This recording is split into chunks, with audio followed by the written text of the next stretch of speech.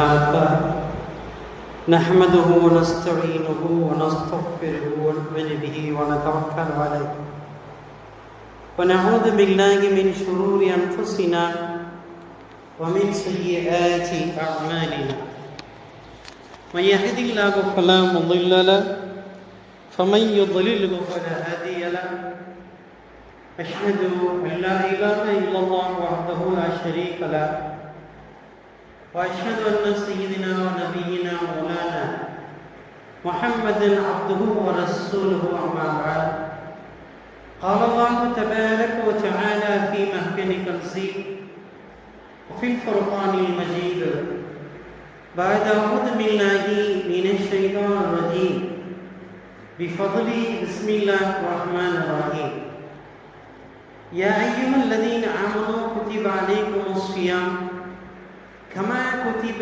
على الذين من قبلكم لعلكم تتقون صدق الله العلي العظيم وصدق رسول النبي الكريم ونحن على ذلك من الشاكرين والشاهدين والحمد لله رب العالمين رب اشرح لي صدري ويسر لي أمري واحلل عقدة من لساني ويفقه قولي ربي زدني علما وارزقني فهما اللهم صل على سيدنا محمد طب القلوب دوائها وعافية الأبدان وشفائها ونور الأبصار وضيائها وعلى آله وصحبه وبارك وسلم عليه புகழ் அனைத்தும் அல்லாஹ் ஒருவனுக்கே உரித்தாகட்டுமாக. அவனுடைய சலாமும் சலாமும் கருணையும் ஈடேற்றமும் நமது நாயகம் நற்குணத்தின் தாயகம் அவிகலங்கள் பெருமான ரசூலே அக்ரம் காஜிதாரே மதீனா சர்வரே காயினார் ஸல்லல்லாஹு அலைஹி வஸல்லம் அவர்கள் மீதும் அவர்களுடைய தோழர்கள் சஹாபாக்கள் தாபீன்கள் தபா தாபீன்கள் ஷுஹதாக்கள் அவுலியாக்கள் குறிப்பாக மூமின்களான முஸ்லிம்களான நம் அனைவர் மீதும் இன்றும் இனி என்றும் நின்று நிலவட்டுமாக.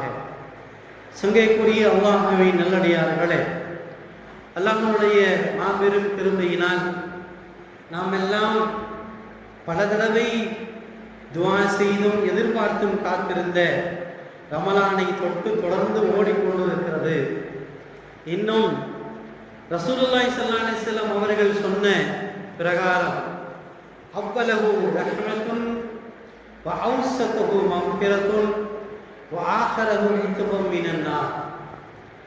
ரமலான் மாசத்தினுடைய முதல் 10 நாட்கள் அல்லாஹ்வுடைய ரஹ்மத், இரண்டாவதுடைய 10 நாட்கள் மக்ஃபிரத் பாவ மன்னிப்புக்குரிய 10 நாள், மூணாவது 10 நாள் ரொம்ப விசேஷமா இருக்கும். அது நரகத்திலிருந்து விடுதலை பெறுவதற்குரிய 10 நாட்கள் என்பதாக ரசூலுல்லாஹி ஸல்லல்லாஹு அலைஹி வஸல்லம் சொன்னார். இந்த ஹதீஸுக்கு விளக்கம் சொல்லக்கூடியவங்க சொல்றாங்க, அதாவது நல்லதே செஞ்சுக்கிட்டே இருக்கிறாங்க இல்லையா, எப்பவுமே பாவத்தின் பக்கம் அதிகமாக ஈடுபடாம சரியான அமல்களை நேரத்திற்கு பரலான தொழுகை நிறைவேற்றுறது, வருஷம் ரமலானுடைய மாசம் நோன்பு நிறைவேற்றுறது, ஜக்காத்து கடமையானவன ஜக்காத்து செய்கிறது, ஹஜ்ஜு கடமையானவன ஹஜ்ஜை முடிக்கிறது, பெற்றோருக்கு செய்ய வேண்டிய கடமைகள், மனைவி பிள்ளைகளுக்கு செய்ய வேண்டிய கடமைகள், பொதுமக்களுடைய விஷயத்துல நாம் செய்ய வேண்டிய ஈடுபாடுகள், கொடுக்கல் வாங்கல், பொருளாதாரம், வியாபாரம், விவசாயம் போன்ற விஷயங்களை சரியாக நிறைவேற்றி கொண்டிருக்கக்கூடிய மக்களுக்கு ரமலான் மாதத்தினுடைய துவக்கத்திலேயே அவங்களுக்கு ரஹ்மத் இறங்க ஆரம்பிச்சிருது. அல்லாஹ்வுடைய ரஹ்மத் நமக்கெல்லாம் தெரியும். அல்லாஹ்வுடைய ரஹ்மத் அப்படிங்கிறது எவ்வளவு சொல்றாங்க ரசூலுல்லாஹி ஸல்லல்லாஹு அலைஹி வஸல்லம் அவங்க ஒரு நாளைக்கு 120 ரஹ்மத் இறங்கும். ஒரு நாளைக்கு அல்லாஹ்வுடைய புறத்துல இருந்து 120 ரஹ்மத் இறங்குது.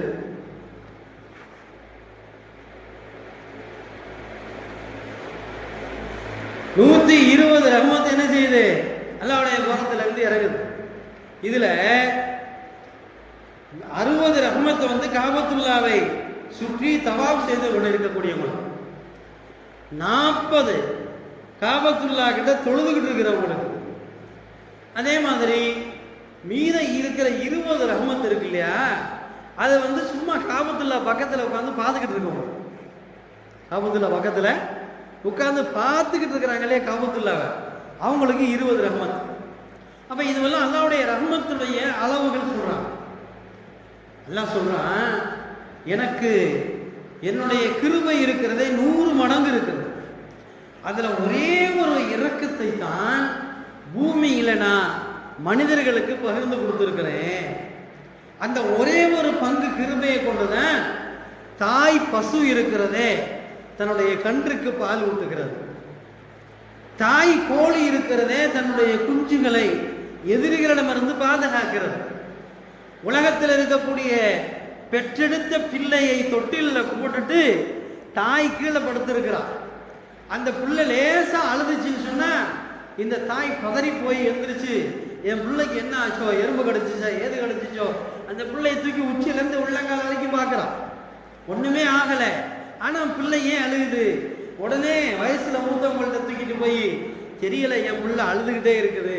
உடனே அவங்க சொல்லுவாங்க, பிள்ளைக்கு புறையேறி இருக்கு, பிள்ளைக்கு வயிற்று வலிக்குது, பிள்ளைக்கு ஏதாவது அஜீரண கோளாறு இருக்கும், என்ன ஏதாவது மருந்து ஏதாவது சுட்டு வயிற்றுல தேய்ங்க, இந்த மாதிரி சில மருந்துகளை சொல்லுவோம்.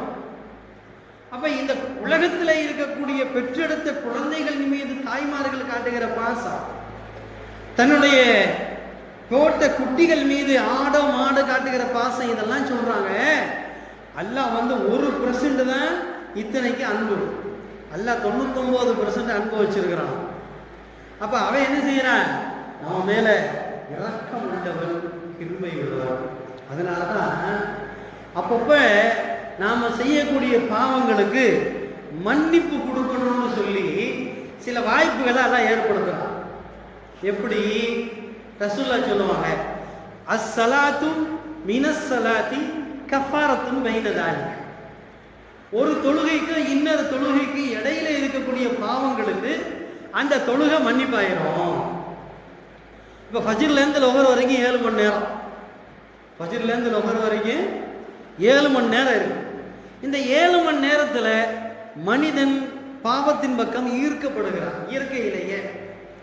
இயற்கையிலேயே மனுஷனுக்கு ஒரு நன்மையும் ஒரு பாவமும் 2 பக்கம் வச்சோன்னு வைங்க, பாவத்தின் பக்கம் தான் ஈர்ப்பு அதிகமாக இருக்கும், நன்மையின் பக்கம் ஈர்ப்பு இருக்காது. யாருக்காவது ஒருத்துக்கு இல்லா மாஷா அல்லா நல்லவர்கள், அவுலியாக்கள், இறை நேசர்கள், முத்தகீன்கள், அவங்க என்ன செய்வாங்க? பாவத்தின் பக்கம் போக மாட்டாங்க, நன்மையின் பக்கம் போவாங்க. இப்ப ஃபஜ்ர்ல இருந்து லொஹர் வரைக்கும் 7 மணி நேரம் சில பார்க்கக்கூடாத பார்வையை பார்க்குறான். அது பார்க்கக்கூடாதுன்னு தெரியும். சினிமா போஸ்ட் ஒட்டி இருக்கு, ஒரு அரைகுறையா ஒரு படம் ஒட்டி இருக்கு, பார்க்கக்கூடாதுன்னு தெரியும். ஆனால் என்ன செய்ய? போய்கிட்டு பார்த்துக்கிட்டே போனேன். எப்படிங்க? இடிக்கிறது கூட தெரியல. வண்டி போய் இடிச்சு விழுந்ததுக்கப்புறம் அவன் கேட்பான், ஏன்னா கண்ணு என்ன பொருளில் அடிச்சுட்டு வந்தேன் அப்படிமா. இந்த படம் பார்க்கக்கூடாதுன்னு தெரியும், அதை பார்த்துட்டு போய் விழுவுறான். அவன் இது மாதிரி. ஆனால் இவன் வீட்டிலேருந்து பெறப்படும் போது இதை பார்க்கணும்லாம் நினைக்கல. மனிதனுடைய இயற்கை பார்க்கக்கூடாது என்று நினைத்து கொண்டே பார்த்து விடுகிற பாவங்கள், பேசக்கூடாது என்று நினைத்து கொண்டே பேசி விடுகிற பாவங்கள். அதே மாதிரி கேட்கக்கூடாதுன்னு நினைக்கிறான். நான் கேட்கணும், குர்ஆன் ஓதுறதை கேட்கணும், இந்த மாதிரி சில விஷயத்தை தான் கேட்கணும்னு நினைக்கிறான். ஆனால் பஸ்ஸில் ஏறினவொடனே என்ன செய்யறான்? அது சத்தம் தாங்க முடியல. பஸ்ஸில் ஏறினவொடனே சீட்டுக்கு மேலே ஒரு ஸ்பீக்கர் இருக்கு, சீட்டுக்கு கீழே ஒரு ஸ்பீக்கர் இருக்கு. உடனே இவர் தன்னை அறியாமல் பாட்டை கேட்டுக்கிட்டே வர்றாரு. அப்போ இது இவர் கேட்கணும்னு நினைக்கல, இயற்கையா அமையுது. அப்ப ரசூலுல்லாஹ் சொல்றாங்க, அஸ்ஸலாத்து இலஸ்ஸலாத்தி கஃபாரத்துன். ஃபஜ்ர் தொழுகையிலிருந்து லொஹர் தொழுகை வரைக்கும் இடையில ஏற்பட்ட 7 மணி நேரம் பார்வையினால், கேள்வியினால், பேச்சினால், பிடிப்பினால், நடத்தையினால், சிந்தித்ததினால் ஏற்படக்கூடிய பாவங்களை அடுத்த தொழுகை என்ன செய்யுது? அதை மன்னிச்சிருதுங்க ரசூலுல்லாஹ். இன்னும் ஒரு படி மேல பாருங்க, அந்த ஒய்சீரம்ல உது செய்யும் போது எந்த உறுப்பு கழுகுறமோ அந்த உறுப்புல செய்த பாவங்கள் உருவுல கழுவுறோம். சுபஹானல்லாஹ். உதாரணமா கையில லஞ்சம் வாங்கலாம், கையில லஞ்சம் வாங்கலாம். இன்னைக்கெல்லாம் லஞ்சம் வாங்குறதுக்கு ஒரு சூப்பர் டெக்னிக் வச்சிருக்காங்க. அந்த பணத்திலேயே பவுடர் தேய்ச்சி கொடுத்துட்றாங்க. தேய்ச்சி கொடுக்கையில அதை எண்ணிக்கிட்டு இருக்கையில மாட்டிக்கிறான். உடனே சொல்றாங்க, இந்த ஊர்ல இந்த அதிகாரி லஞ்சம் வாங்கும் போது மாட்டிக்கிட்டாரு. அப்ப இது மாதிரி கைகளால் ஏற்படுகிற பாவங்கள், லொஹருக்கு ஒழு செய்கிறார், ஃபஜ்ருக்கும் லொஹருக்கும் இடையில இந்த பணத்தால் செய்த பாவங்கள் எல்லாம் என்ன செய்யுது? லொஹருக்கு ஒழு செய்யும் போது அந்த பாவங்கள் அதை கழுவும் போது அந்த பாவம் மன்னிக்காட்டி கூட தொழுகையில வந்து தக்பீர் கட்டின உடனே அந்த பாவங்கள் மன்னிக்கப்பட்டது. அதுதான் ரசூலுல்லாஹ் சொன்னாங்க, அஸ்ஸலாத்து மினஸ் ஸலாத்தி கஃபாரத்துன் மா பைனஹா. ஒரு தொழுகைக்கும் இன்னொரு தொழுகைக்கும் இடையில ஏற்படக்கூடிய பாவங்கள் தொழுகையினால் மன்னிக்கப்படுகிறது. அப்ப இது அல்லாஹ் செய்கிற மிகப்பெரிய ஏற்பாடு. இது மன்னிப்பு மட்டும் இல்லைன்னு வைங்க, அந்தந்த நேரத்துக்கு தொழுதுட்டோன்னு சொன்னா அது இடையில ஏற்படக்கூடிய குற்றங்களுக்கு பரிகாரம். நான் சொல்லுவேன் அடிக்கடி, யாரும் பாவத்தை வேணும்லாம் செய்யறது இல்லை. ஒரு சொல்லுங்க, இன்னைக்கு உலகத்துல 200 கோடி முஸ்லீம் இருக்காங்க.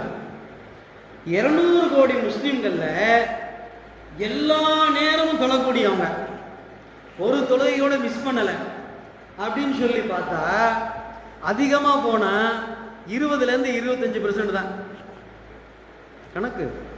கணக்கு எடுத்து சொல்றாங்க. 200 கோடி முஸ்லீம் இருக்காங்க உலகத்துல, ஆனா ஒரு தொழுகை கூட மிஸ் பண்றது இல்லை. நம்ம நினைச்சிருக்கோம்ல, தொழுகை யாருக்கு? அதை அஜரத்து தோந்துக்குவார். யாருக்கு தொழுகை? யார் கடமை? எங்கள் ஊரில் அஜரத்தை வச்சிருக்கோங்க, நாங்கள் அதுக்கு வரி கொடுக்குறோம். அவர் 5 வகுத்து தொழுதுருவார் அப்படின்னு நினைச்சிட்டு இருக்கோம்ல. இந்த மாதிரிலாம் சில கணக்கு, மிஸ் அண்டர்ஸ்டாண்டிங், தவறான கால்குலேஷன், தப்பான கணக்கு. இப்போ இதெல்லாம் எடுத்து சொல்றாங்க. 200 கோடி முஸ்லீம்கள்ல எல்லா தொழுகையும் தொழுதுகிட்டு இருக்கிறவங்க எத்தனை பெர்சென்ட்? 25% பேர் தான்.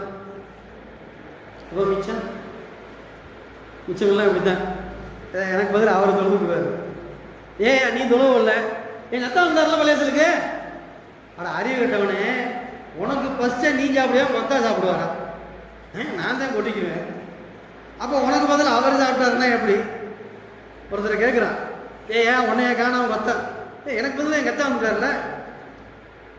மலக்கு வர்றாரு. எப்ப மலக்கு உயிர் வாங்க வர்றாரு, என்ன எழுதி வர்றாரு? மயம் பேரை எழுதி வர்றாரு. அப்ப எனக்கு பதில் என் கத்தா வாங்கிட்டு போயிருக்கேன். சொல்ல முடியுமா? அப்ப உன்னைய தான் பிறப்படியான்னுவான். யாரு? மலக்கு வந்து சொல்லுவாரு, உன் பேர் தான் எழுதியிருக்கு, இன்னைக்கு மத்தியானம் 3 மணியோட உனக்கு முடிஞ்சு ரேஷன் உலகத்தில் கிளம்பிடிச்சு தூக்கி போயிடும்.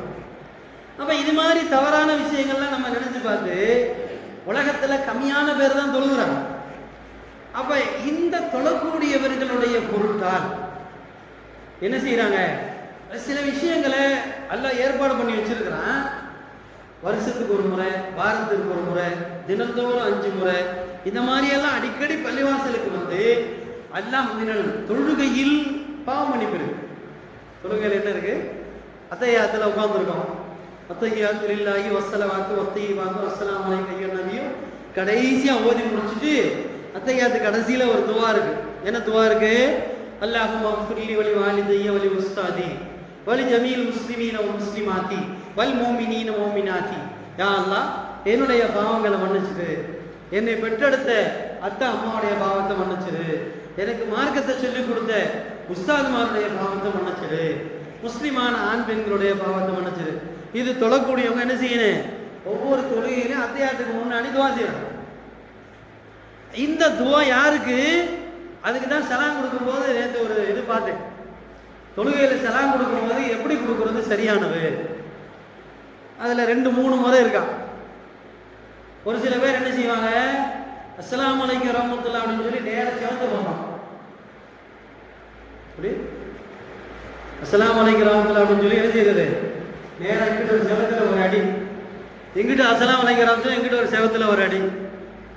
இதை காமிச்சிட்டு சொல்றாங்க, இந்த சலாம் சரியானதல்ல, இந்த சலாம் சரியானதல்ல. அடுத்து ஒரு முறை, இது நம்ம ஊர்ல நிறைய பார்க்குறேன். எப்படின்னு சொன்னேன், அஸ்ஸலாமு அலைக்கும் ரஹ்மத்துல்லாஹி ஒரு 5-6 வாட்டி இப்படி ஆடலாம். 5-6 வாட்டி தலையாடிக்கிறது, இங்கிட்டு ஒரு 5 அடி அடிக்கிறது.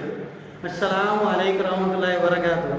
பஸ் ஸ்டாண்டில் பார்த்துருக்கலாம், பஸ்ஸு நிற்கும், எந்த ஊருக்கு போனோமோ அந்த ஊருக்கு போய் நிப்பாட்டியாச்சு, திரும்ப டயத்துக்கு பஸ்ஸு எடுக்கணும். எடுத்த உடனே என்ன செய்வேன், எடுத்த உடனே பஸ்ஸு பின்னாடி இடத்துல எடுக்கணும், பின்னாடி எடுக்க மாட்டாங்க. எடுத்த உடனே முன்னாடி ஒரு தள்ளி அப்புறம் பின்னாடி எடுப்பேன். அது என்னடான்னு கேட்டால், அவன் ஒரு மூட நம்பிக்கை. சவுதியிலலாம் அப்படி இருக்காது, இங்கே உள்ளவங்க சில பேர் மூட நம்பிக்கை. எடுத்த உடனே எடுத்துட்டாக்க முட்டிடுமா, அதனால எடுத்த உடனே முன்னாடி ஒரு அழுத்தி அப்புறம் பின்னாடி அழுத்தம். இந்த மாதிரி நம்ம ஊரில் சலாமுடைய கேட்டகரி. அஸ்ஸலாமு அலைக்கும் வரஹ்மத்துல்லாஹி வபரகாத்துஹு அதையும் சொல்றாங்க, இது தவறான சலாங்கிறாங்க. அப்ப அஸ்ஸலாமு அலைக்கும் வரஹ்மத்துல்லாஹின்னு சொல்லி செவத்தை பார்க்கறதும் கூடாது, அஸ்ஸலாமு அலைக்கும் வரஹ்மத்துல்லாஹி தலை ஆட்டுறதும் கூடாது. எப்படி சலாம் சொல்லணும், முறையே சொல்லுகிறார்கள். அஸ்ஸலாமு அலைக்கும் வரஹ்மத்துல்லாஹ் அத்தஹியாத்தில் இருக்கும்போது 2 கை விரல்களை தான் பார்க்கணும், வேற எங்கேயும் பார்க்கக்கூடாது. அழகான முறை, நமக்கு மார்க்கம் அற்புதமான முறையை தெளிது. கியாமுல நிற்கும் போது சஜிதாவோட இடத்த பார்க்கணும், ருக்குல நிற்கும் போது 2 கால் விரல்களை பார்க்கணும், சரியா? சஜிதாவில் இருக்கும் போது மூக்கந்தண்டை பார்க்கணும். அத்தஹியாத்தில் இருக்கும்போது எங்க பார்க்கணும், 2 கையை தான் பார்க்கணும். அத்தஹியாத்தில் உட்கார்ந்துருக்கும் போது 2 கையை பார்க்கணும். இப்போ சலாம் கொடுக்கும் போது எப்படி செய்யணும், அஸ்ஸலாமு அலைக்கும் வரஹ்மத்துல்லாஹ் வலது பக்கம் தோளை தான் பார்க்கணும். அப்ப என்ன அர்த்தம், வலது பக்கத்துல நாம பிறந்ததிலிருந்து நம்ம மௌத்து வரைக்கும் நம்மளோடவே இருக்கிறாங்க இல்லையா மலக்குமார்கள், அவர்களுக்கு சலாம் சொல்லணும். அதோட என்ன நியத்து, எனக்கு வலது பக்கம் இந்த பூமியினுடைய கோடி வரைக்கும் இருக்கக்கூடிய எல்லா மக்கள் மீதும் சலாம் உண்டாகட்டும் அப்படின்னு நியத்து வைக்கணும். அதே மாதிரி இந்த பக்கம் சலாம் கொடுக்கும்போது என்ன செய்யணும், அஸ்ஸலாமு அலைக்கும் வரஹ்மத்துல்லாஹ், இந்த பக்கம் சலாம். இதுதான் முறை.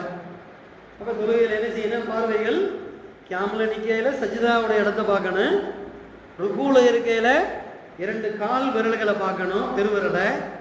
சஜிதால இருக்கும்போது மூக்கந்தண்டை பார்க்கணும், அத்தஹியாத்தில் இருக்கும்போது கைகளை பார்க்கணும். சலாம் கொடுக்கும்போது தோள்பட்டையை மட்டும்தான் பார்க்கணும்.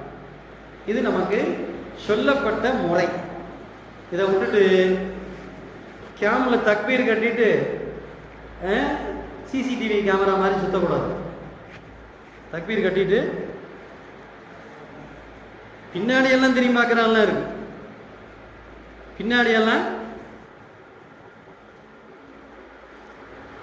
பின்னாடி திரும்ப பார்க்குற எல்லாம் இருக்கு. 70 வயசு 80 வயசு போயிருச்சு, இனிமே எப்போ தொழுகையை திருத்துறது, எப்போ திருத்தணும்? அதுக்கு தான் ரசூலுல்லாஹ் சொன்னாங்க, லம்மா பலக சபஅ, உங்களுடைய பிள்ளை 7 வயதானால் தொலை சொல்லி சொல்லுங்க. 10 வயசாகி தொழுகலைன்னா அதுக்காக அடிங்கன்னா. யாராவது செஞ்சிருக்கோமா? நம்ம பிள்ளைக்கு 10 வயசு ஆச்சு இன்னும் தொழுகலை, அடிச்சிருக்கோமா? எனக்குள்ள விஷயம்லாம் தொழுதுவேன். எப்போ 22 வயசு எருமாடு, இன்னும் தொழுகையை பற்றி இவரும் சொல்லலை, இவர் சொல்லவே இல்லை. ஏங்க உங்க பையனை தொழுவ சொல்லுங்க, 22 வயசு. என் பிள்ளை இன்ஷால்லாம் தொழுதுருவான். எப்போ? இஸ்ராயல் வரையில. எப்போ தொழுவான்? இஸ்ராயல் வரையில வருவான். 7 வயது ஆகும்போது தொழுவ சொல்லுங்க, 10 வயசு ஆகி தொழுகலைன்னு சொன்னா அதற்காக அடிங்கன்னு சொல்லுங்க. அப்ப அந்த வயசுலயே தொலை சொல்லியிருந்தா தொழுகையுடைய முறைகள் சொல்லியிருப்போம். எங்கே நிற்கும் போது எதை பார்க்கணும், செலாம் கொடுக்கும் போது எதை பார்க்கணும்னு சொல்லியிருப்போம். நாமளும் சொல்லி கொடுக்கல, நம்ம வயசும் போயிருச்சு, இப்போ அந்த வயசும் போய்கிட்டே இருக்கு. அப்போ இனிமேல் என்ன செய்யணும், கவலைப்பட வேண்டும். அவ்வளவுமா யுஹாஸபுபில் அப்து யௌமல் கியாமத்தி அஸ்ஸலா, நாளை மறுமையில் எல்லா விஷயத்தை விட முதலாக விசாரணை செய்யப்படுவது தொழுகையை பற்றி தான் ரசூலுல்லாஹ் சொல்றாங்க. வியாபாரம் செஞ்சியா, பொண்டாட்டிக்கு சோறு கொடுத்தியா, அத்தா அம்மாவை கவனிச்சியா, ஹஜ்ஜு பண்ணினியா, ஜக்காத்து கொடுத்தியா, இதெல்லாம் அப்புறம்.